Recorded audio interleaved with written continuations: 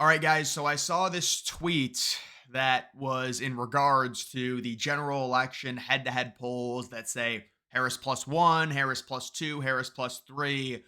Why are conservatives encouraged by those polls? Well, it's for a number of reasons. And this is a good point here. You can see I've seen some libs ignorantly wonder why conservatives celebrate polls with Harris up by one or two, just a general head to head election. The below is why. Hope this helps. The Electoral College has been a thing all this time.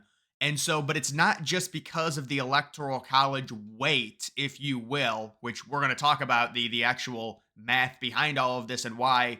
Come on. I mean, we saw it with Biden. He won by 4.5 and barely won. I mean, Joe Biden could have won the popular vote by 4 points and lost the election. Now, of course, liberals will be pissed off and say that's why the Electoral College sucks.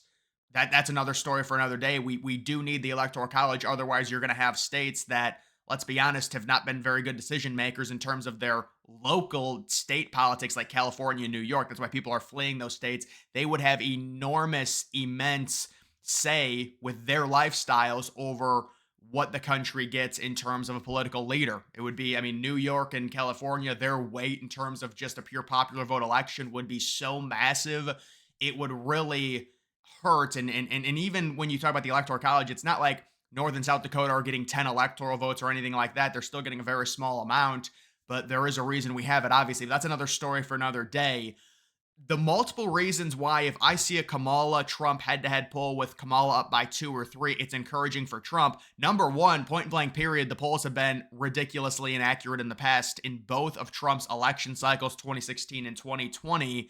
In 2016, I think the popular vote, it was a little bit closer, but it still overestimated Hillary by, I think, a point and a half. And then 2020, it was crazy. Biden, in terms of an aggregate, just head to head, based on Real Clear Politics, which they only take the really good pollsters, or at least normally the really good pollsters that have a decent rating, into their aggregate and into their overall average. Biden led by 7.2 in terms of the popular vote. So for that to be 100% accurate, Biden would have had to have won the election in terms of the popular vote by 7.2 points. He won by 4.5. So Trump outperformed that by almost 3 total points in terms of popular vote. So that's number one, why, if you're a Republican, you should be very encouraged if you get a head to head pure popular vote poll that has Harris up by two or three, because number one, Trump already outperforms those. We've seen him do it in 2016 and 2020, not to mention all the swing state polls, especially when you look at the Rust Belt with Wisconsin.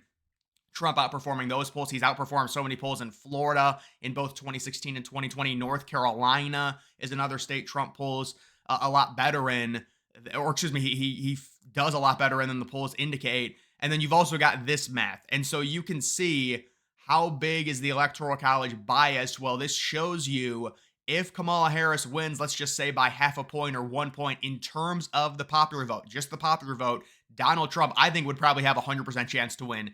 Now, this model, I don't agree with 100%, just because based off of where we're at right now in terms of what the swing states are, because if you factor everything in, you weigh everything, you could say and really argue, if Kamala wins by 3 points in terms of the popular vote, I would say Trump probably has like a 60% chance to win, because of how close these margins are and how much they run up in California and New York. Now, this, you can see this has it at an 88% chance, 89% chance. If the margin for Kamala is between 3 and 4 points, Trump only has a 10% chance. I would disagree with that. I think if she wins by 3.5, again, Biden won by just over 4 points, and he nearly lost the election. He was within 40,000 votes in key swing states, and that was an election that dragged on for days, and Trump was up, and the betting odds late in the night on election night had Trump minus 600 to win at one point. So it wasn't like that was an easy election for Biden to win. That was a very close election in a few key swing states. So that's why, if you do get polls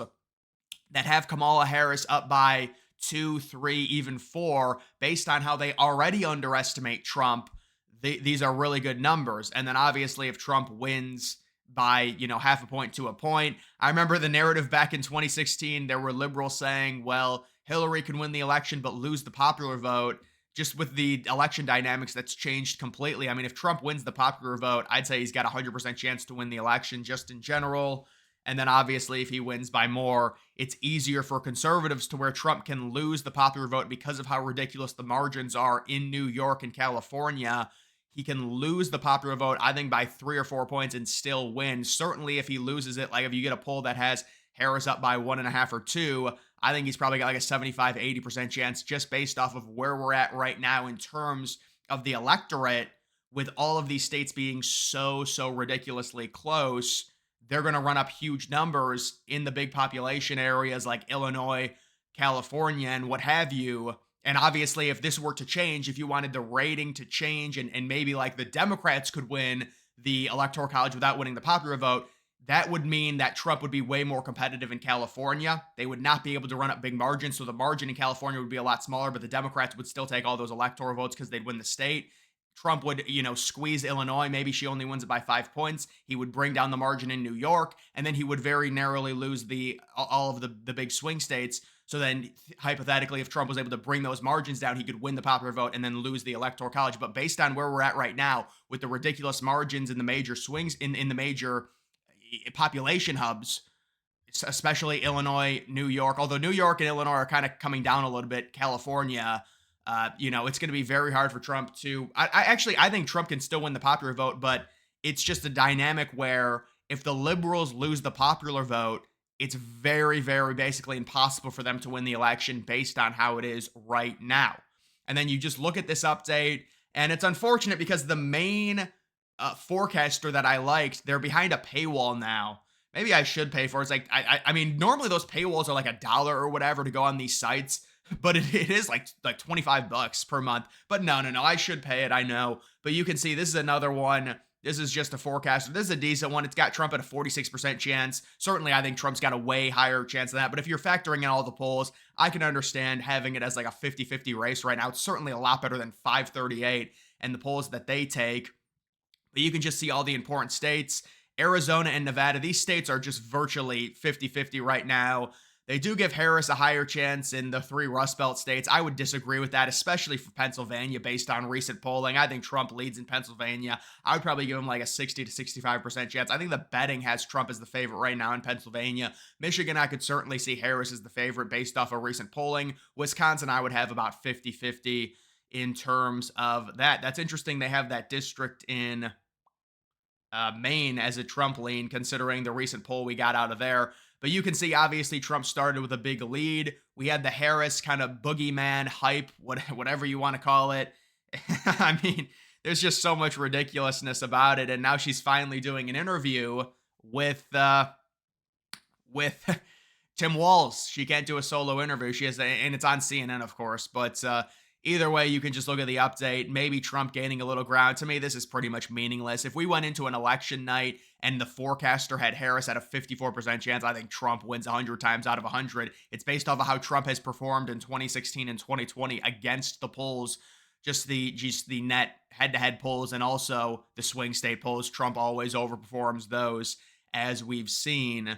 But then you could see, I mean, Pennsylvania, I would say by far is the most important state, 20% tipping point, which is basically means it is very important. North Carolina, liberals are trying to put North Carolina back into play. Obviously, that's a state that is very important for Trump. I'm interested to see what do they think about Virginia here. So it has moved a little bit. The last time I saw this forecaster, they've got it down to a 77% chance. I think it was at 83 or 85. So there have been some recent polls there, and I think Trump's going to get so much momentum in Virginia. And kind of like the liberals, like, oh, North Carolina's this huge swing state. I think Republicans can do the exact same thing with Virginia. And I mean, to be fair, North Carolina's been very close the last 2 election cycles, but based on the internal numbers, things look a lot better for Trump. It would be very surprising if Trump lost North Carolina based off of all the internal data points we have. They're all better for Trump than they were in 2020 and 2016. And Trump won North Carolina both of those times. It was very close, especially in 2020. Only winning it by about 1.5 points, but he still won it both times. So Trump, if he can make Virginia a toss-up, I mean, that's going to help him so much in terms of these overall numbers because that's just another avenue for him. And I do think we will see these states shift back and forth. I do think this is really good. Right now, they have Harris winning the popular vote by about 1.5, which, I mean, I guess you could say based on the forecast, it is what it is. I still think Trump's going to win the popular vote, maybe by like 0.5 point at this point. But you can see the most important states. Florida and Texas obviously are going to Trump, but you do have all these important states. Virginia might move up depending on if we get more polling. See, they've got a margin of 6.3 right now. I mean, based off the last two polls, based off of Trump going to be in Virginia, I think Trump needs to have a massive rally in Virginia with Youngkin, with how liked Youngkin is. Just there's some very, very good polls out of Virginia, especially when it comes to the approval rating. Oh, I guess maybe not. I guess she's actually gone up in terms of it. I don't know where where they're getting this in terms of. I mean, like the last three polls have been very, very close. So you would think the numbers would come down in terms of chances of her winning this state based on two straight polls within the margin decided by three. I don't know if they factored that in or not. So that is kind of surprising. But I would say Virginia is a state that if Trump can put it in play, it just becomes that much more important. Minnesota, I think, is probably definitely going to go to the Democrats at this point. Nevada is important, but it is only 6 electoral votes. I mean, that could be the decider. I mean, that's a 12-point swing if Trump can win it and not give it to Kamala. That's 12. In terms of electoral votes, that's 12 votes because it's taking six away from her and giving six to him. So it is still very important. Taking back Georgia is important. I mean, Trump has, if he can win Virginia, he's got so many options. You win Pennsylvania, you win Georgia, the election's over. Just because you've got Florida and Texas. And again, this is another thing they're doing. They're trying to make Texas this swing state because there's some recent polls that have it close.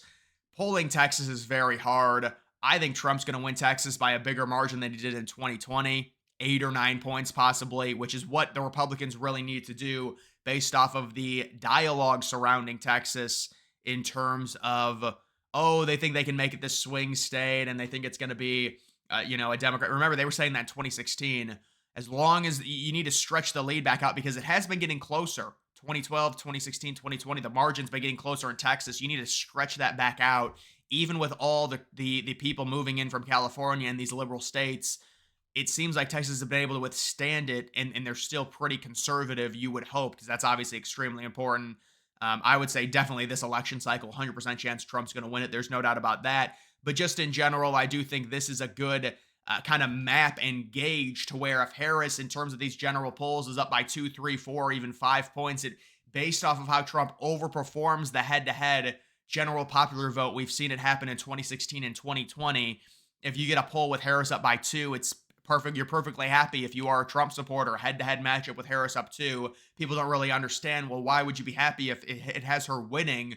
Well, no, it has her winning. It's a poll, number one, which underestimates Trump already, and it has her winning the popular vote, not the Electoral College. So if she wins by 2 points in terms of, let's say it's 49 to 47%, I think 100% chance Trump wins. The vote alignment and how it's spread out, Trump would have to perform way better in California, basically, for Harris to win. I know it seems confusing, but because of the margin that she wins California by, it overinflates her popular vote numbers, which in turn makes it easier for Trump to win the election, even if he loses the popular vote by 3 points or even 3.5 points. I think there still is a chance he could win based off of what we saw in 2020 with Biden winning by over 4 and nearly losing the election. But I think it's going to be a lot closer than that. That's why it's so hard to see Harris winning this election as long as we get. It's just so important because the states are decided by like 40,000 votes. But you've got Biden, who was polling astronomically better than Harris is right now, and he wins the election by 40,000 votes. That alone, along with Trump's better approval rating, along with, some people having some nostalgia about Trump, we see how bad the inflation is. There's just so much in Trump's favor going into this election. Obviously, we've still got a lot of stuff. You've got the debates that are going to be, very important, at least for setting the narrative, considering Harris has made the debates more important because she won't do interviews. So now it's like the debate's huge, and she's flip-flopping on everything, and her aides have to come out and anonymously leak it to all these news sites and say, oh, now she wants the wall, now she doesn't want to ban fracking, now she doesn't want to take away private healthcare. This is absurd. So this is why it's so hard to see. I mean, we can do all these numbers, and these are just models, and they factor in polls. And if there's a poll that says Harris is up, they're going to impute that and say Harris has a better chance of winning. But when we take all of the narratives at play, it would just be shocking if Trump lost this election. Shocking. And they'll freak out and they'll blame Russia. That's fine. But I mean, there's just so much that's positive in comparison to 2020 for Trump in terms of internal numbers, in terms of polls, in terms of where we're at right now as a country.